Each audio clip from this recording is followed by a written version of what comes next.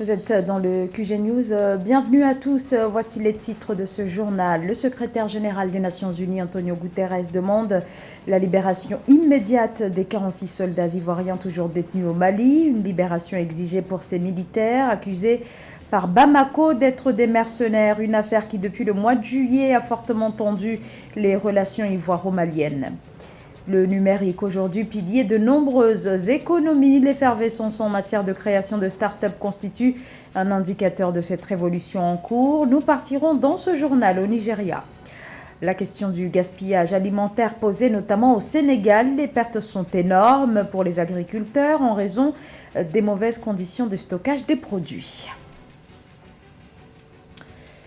Mais tout d'abord, le début de la campagne présidentielle au Nigeria. À 5 mois du scrutin de février 2023, la campagne officielle commence ce lundi 28 septembre. 18 candidats sont en lice. Les principaux candidats étant Atiku Abubakar du Parti démocratique populaire et Bola Ahmed Tinubu du parti au pouvoir, le Congrès des progressistes. La campagne durera 5 mois.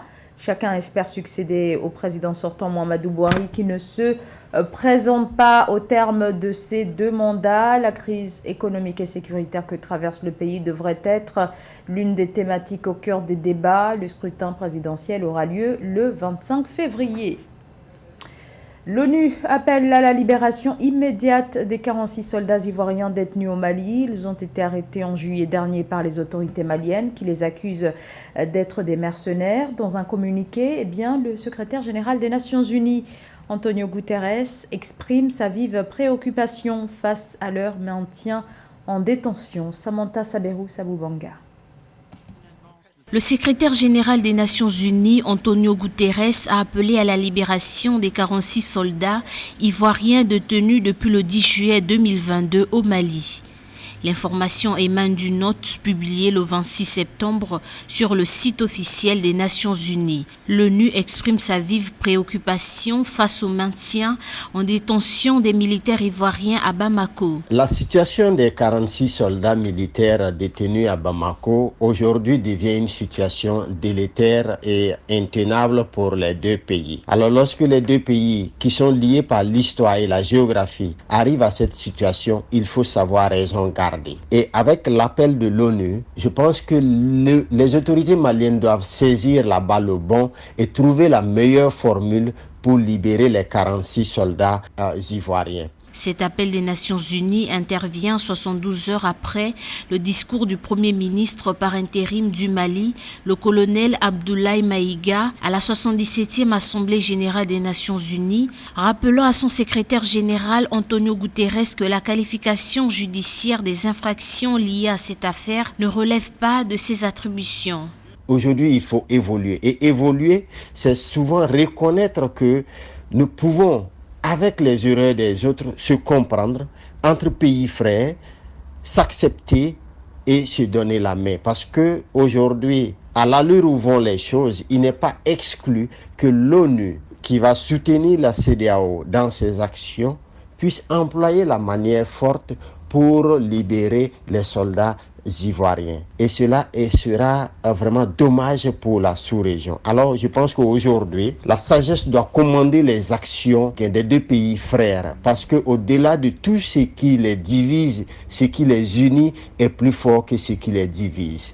Pour Antonio Guterres, les soldats ivoiriens n'étaient pas des mercenaires, mais plutôt un renfort aux opérations de maintien de la paix et à la mission multidimensionnelle intégrée des Nations Unies pour la stabilisation du Mali, MINUSMA, pour faciliter cette libération ainsi que le rétablissement de la confiance et la promotion du bon voisinage entre les 2 pays. Une délégation de la CEDEAO conduite par les présidents Macky Sall, Faure Gnassingbé et Nana Akufo-Addo est attendue à Bamako cette semaine.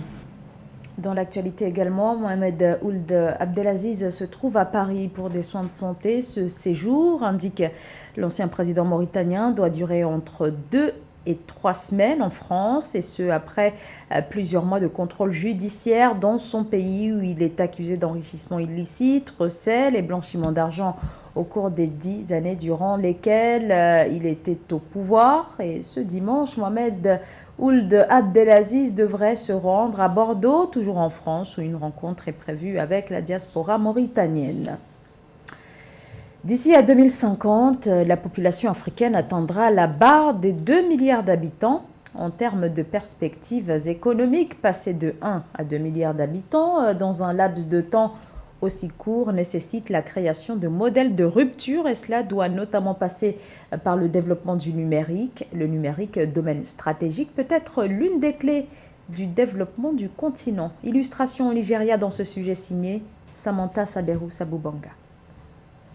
Afin d'instaurer une croissance inclusive qui profite à tous les Nigérians, les pouvoirs publics ont élaboré un programme de réforme ambitieux qui vise à s'attaquer aux défis de l'insertion sociale et économique en actionnant notamment le levier de l'économie numérique. Dans le cadre de cette initiative, la Banque africaine de développement, la Banque islamique de développement ont investi 618 millions de dollars dans des programmes numériques au Nigeria. Le Nigeria a pour les 2 principaux challengers, l'Égypte et l'Afrique du Sud, qui ont une longueur d'avance sur l'appropriation au numérique, sur la façon d'optimiser la compétitivité numérique.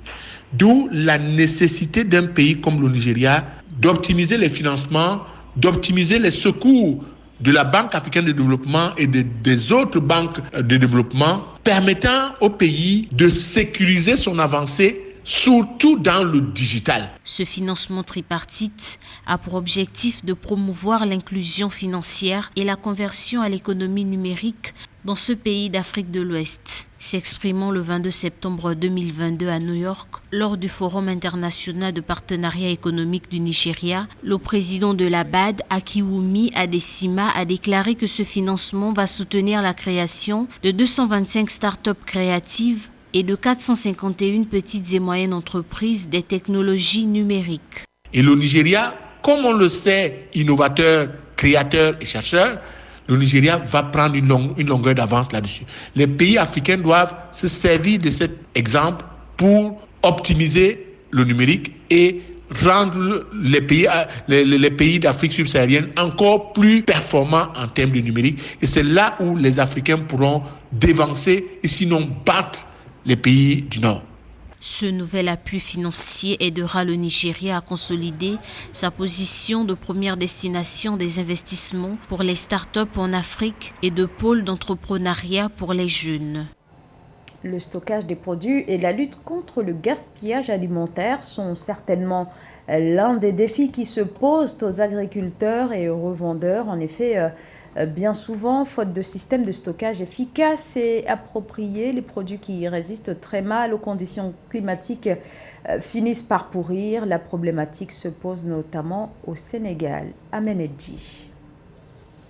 Lundi 26 septembre 2022 s'est tenue une réunion présidentielle sur les concertations contre le coût de la vie chère au Sénégal, présidée par le chef de l'État Macky Sall. La question des chambres froides et de la conservation des produits agricoles a fait l'objet de discussions. Il était question de rechercher des solutions sur les options d'allègement du pouvoir d'achat et de l'accès à moindre coût des denrées de première nécessité. Dans un contexte mondial marqué par une flambée généralisée des prix du pétrole et des denrées, j'ai rappelé dans mon message à la nation du 16 septembre dernier les mesures de soutien aux populations que le gouvernement a déjà consenties à hauteur de 620 milliards de francs CFA, qui étaient répartis par 300 milliards de subventions au carburant, à l'électricité et au gaz,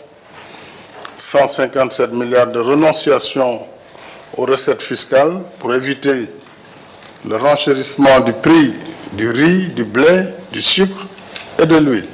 L'insuffisance des infrastructures de stockage et des unités de transformation reste la principale inquiétude des producteurs. Pour pallier le problème, il a été prévu, selon le président Macky Sall, un investissement de 24 milliards de francs CFA pour l'amélioration et le renforcement des infrastructures de conservation des produits à long terme. Au-delà de ces mesures d'appui, ce sont nos habitudes alimentaires qu'il nous faut changer pour nous rendre moins vulnérables aux chocs extérieurs. Produire ce que nous consommons et consommer ce que nous produisons ne doit pas juste rester un slogan, mais une culture économique et sociale.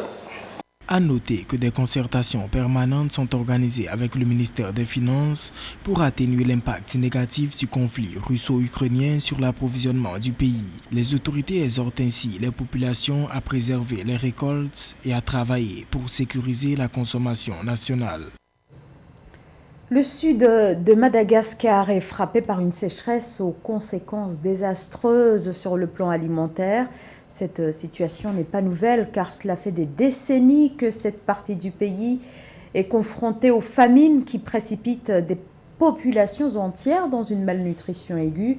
Les enfants sont les premières victimes. Alors face à l'urgence, quelle est la réponse des autorités? Le point dans ce sujet de Séverin Douqueux. Madagascar veut s'inspirer des modèles camerounais et sénégalais en matière de gestion des filières agro-pastorales pour trouver la solution à la crise alimentaire qui menace le pays depuis quelques années.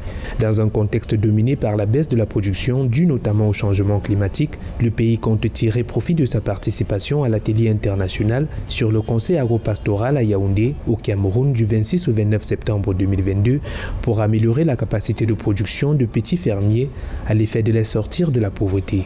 Selon les Nations Unies, Madagascar est le premier pays confronté à une détresse alimentaire liée au réchauffement climatique. Plus de 70% de ménages malgaches manquent de nourriture à un moment donné de l'année. Le manque de conseils aux exploitations constitue un facteur de pauvreté vraiment. Et faire sortir les paysans de cette pauvreté, il faut qu'il y ait des actions fortes sur le développement des conseils agricoles. Et nous, on est venus ici pour voir comment les gens au Cameroun font, comment les gens au Sénégal font pour avoir des résultats concrets en termes de conseils agricoles.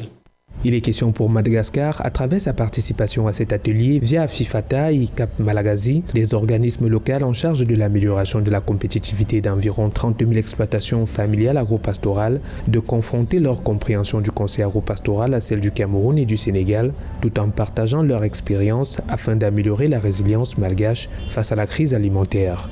Selon le programme alimentaire mondial, plus de 500 000 enfants de moins de 5 ans dans le grand sud de Madagascar vont probablement souffrir de malnutrition aiguë courant 2022. Parmi eux, plus de 110 000 souffrent de malnutrition aiguë sévère et ont besoin d'une action urgente.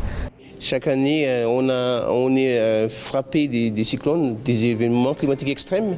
Et cette année-là, ça a été très fort qui nous a obligés de trouver des moyens qui permettent vraiment au pays d'être résilient pour ce changement climatique. Donc, c'est des données, des services, de développer des services et développer des fonds aussi, augmenter les fonds qui permettent au pays d'aider chaque ménage à avoir une capacité d'absorption, de résilience. La crise de la faim qui sévit depuis plus d'1 an dans le sud de Madagascar pourrait s'aggraver dans les mois à venir selon le programme alimentaire mondial. Pour les autorités malgaches, la coopération régionale dans le secteur agro-pastoral pourrait permettre de renforcer les mécanismes et stratégies à l'effet de contrer l'insécurité alimentaire en perspective. Au chapitre économique au Kenya, les réserves de change de la Banque centrale ont baissé de 15% depuis le mois de janvier 2022. La chute est importante. Les réserves actuelles couvrent un peu plus de 4 mois d'importation. Les précisions de Philomentine. Les réserves de change du Kenya ont enregistré une baisse de 15% depuis janvier 2022. La Banque centrale du pays ne dispose que de 7,448 milliards de dollars de réserves de change utilisables à la date du 22 septembre 2022. Toutefois, la banque assure que ce niveau couvre 4,24 mois d'importation, répondant à ses exigences statutaires. 3 principales raisons peuvent justifier la baisse des réserves de change. La première raison tient principalement de la chute significative de la valeur du shilling face à une augmentation notoire de la demande des dollars américains par les importateurs kenyans. Deuxième raison, je noterai la baisse non négligeable de la principale spéculation d'exportation dans toute l'Afrique de l'Est qu'est le thé. Et enfin, le décollage inabouti des exportations de blé kenyan depuis 2011. En juillet 2022, la Banque centrale du Kenya a indiqué que le remboursement du service de la dette extérieure a exercé une pression sur les réserves de change du pays. Elles ont chuté de 7,95 à 7,73 milliards de dollars durant la période. À cela s'ajoute la demande accrue en dollars de la part des importateurs pour répondre à leurs besoins de fin de mois. La réduction du stock de devises dans les livres de la Banque centrale du Kenya a donc comme principal inconvénient d'entraver le remboursement à bonne date du stock de la dette du Kenya vis-à-vis de ses partenaires étrangers. Et enfin, limitation de la vitesse des importations parce qu'il y aura donc un niveau limité des devises. Le Kenya s'efforce à protéger ses réserves de change qui l'aideront à compenser les dommages causés par la dépréciation de sa propre monnaie, le shilling, depuis un an. Ce journal a été préparé par l'ensemble de la rédaction. Merci de votre fidélité. Dans un instant, une nouvelle édition de l'actualité sur Africa 24.